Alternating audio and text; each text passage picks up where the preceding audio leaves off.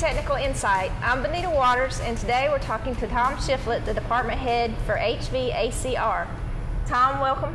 Well, thank you. First of all, start off, tell me, what is HVACR? It stands for heating, ventilating, air conditioning, and refrigeration. I imagine you guys are really busy right now. It's pretty hot outside. Yeah, well, this time of the year, they're working a lot of overtime and trying to keep people cool. So yeah, they're really busy.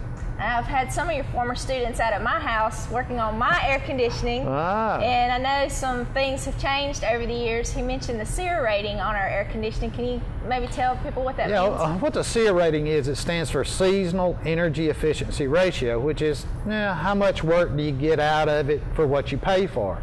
So for the last 20 years or so, the SEER rating on the equipment was like 10 SEER. But like January was a year ago, the government said that the minimum efficiency now has to be 13 SEER, which just means that these units are more efficient than what they were 5 years ago. Okay. So the interesting thing about it is that used to you could mix and match. In other words, if you had a system, the outside part of the system went bad, you could just replace the outside. You can't do that now. The system has to be matched. So if you've got a 13 SEER outdoor unit, you're going to have to replace the inside unit as well, because both of them have to be the same. Well, that's one change. I think you mentioned some other changes about what goes in the air conditioning. Yeah, the other thing that's happening now is that the refrigerant 22, which is the refrigerant that has been used for the last 40 years in air conditioning systems, is being banned by the EPA. So within the next 5 to 10 years at least, all the refrigerant that's in the present systems is going to be obsolete, and you can't get it anymore, or the cost of it is just going to go out of sight. So what they're doing now is they're replacing these old R22 systems with a refrigerant that's new to the industry. It's called 410A, or a lot of companies are advertising it as Puron. Okay. So it means, basically what it really means is within the next 10 years, every air conditioning system that you see in homes, businesses, rooftops, and everything is going to have to be replaced within the next 10 years, either because of the SEER ratings have changed or because the refrigerant is no longer going to be compatible. You're not going to be able to buy it. So you're talking about job security. I mean, look at all the air conditioning systems that are going to have to be replaced within the next 10 years. Right, and when people think about those, and I was talking about my home, and you've got them in the homes, of course, but you're also talking about businesses, and you educate people on how to work on not only the home systems, but the commercial systems Commercial, as well. Industrial systems, yeah, we go through that. The other thing that a lot of people don't really relate to the heating and air conditioning field is the refrigeration. If you go into a Bi-Lo or Ingles or a Publix, all the frozen food that's there, we teach people how to work on that, maintain it. All the restaurants in town, all of them have walk-in coolers and freezers. We teach them how to do that. Ice machines. Every time you go to a restaurant, you get a cold drink that's got ice in it. Our students know how to work on those as well. So when we started this, we talked about how hot it was outside, and you talked about how busy people are. It goes through the year. It's not just a summer kind of employment. Well, you do have some slow periods. Spring, fall of the year, it's fairly slow because it's not hot enough to need air conditioning. It's not cold enough to need heat. So there's some slow times there, but still, you do have the job security and stuff, because eventually you're going to have something to do. So. Right. And I know you've had a lot of people come into your program also because heating and air conditioning can't be outsourced, so there's job security. Well, that's true. Like I said, it is a service-based industry, and like I said, every building you go into, all the Walmarts and the Kmarts, and every place you go has to have some form of heating or cooling in it. So, like I said, it is a pretty substantial or pretty stable career path. Right. And where we're at today is part of your partnership that you have. Yeah, what we have kind of a unique deal. There are like 6 schools throughout the nation that have what we call a Career Connect, which is an employment agreement with Johnson Controls. And what Johnson did is they realized that their technician staff throughout the world is over 50 years old. So how are they going to replace those people? How are we going to attract younger people into this field?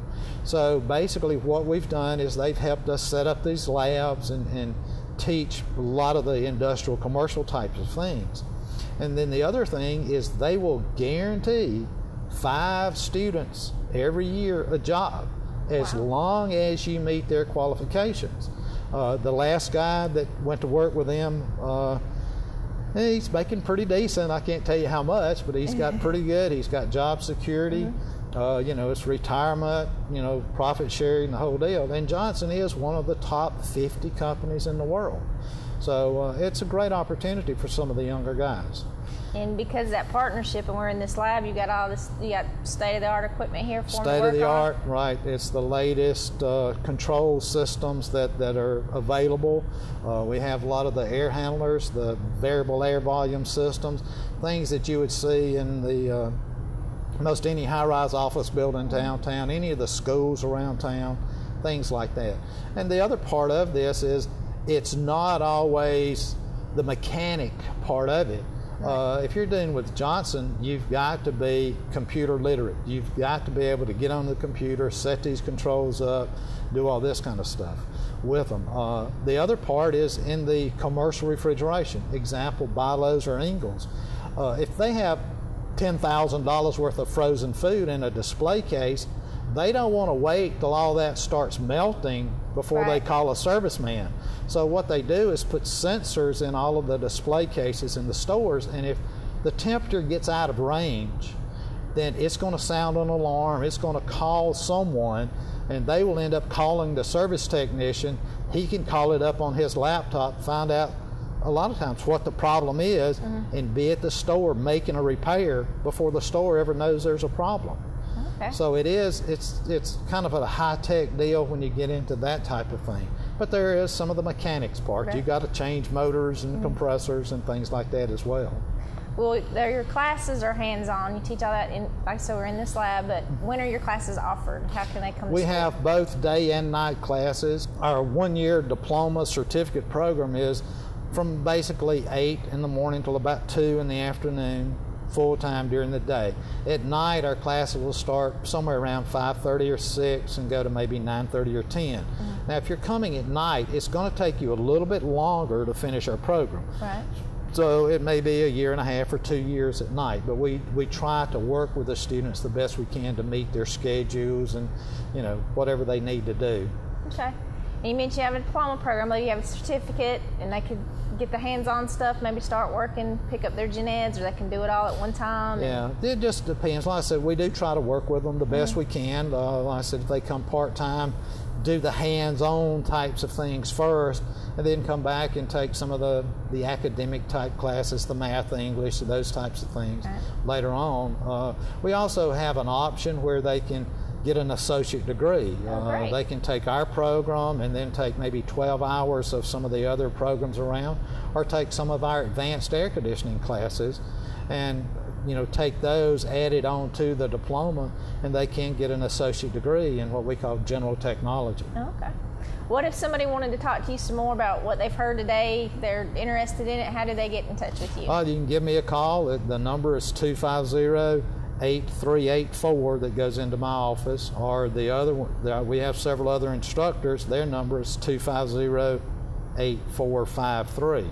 So if you have any questions, just give us a call. We'll be glad to, you know, send out a brochure or talk to you if you've got any questions. And I believe you got information on the website also. We if do. They want to go there. Yeah. We can go to the Greenville Tech website and call up most anything that you need to find out. Tom, you've given us a lot of great information today. Sounds like whether somebody wants to go to work for a large corporation like Johnson Controls, or maybe even go in business for themselves, that there's a lot of opportunity out there, especially in the coming years with all the changes. That's true. That's true. Okay. Well, thank you again. Thank you for joining us for Technical Insight, and we'll see you next time.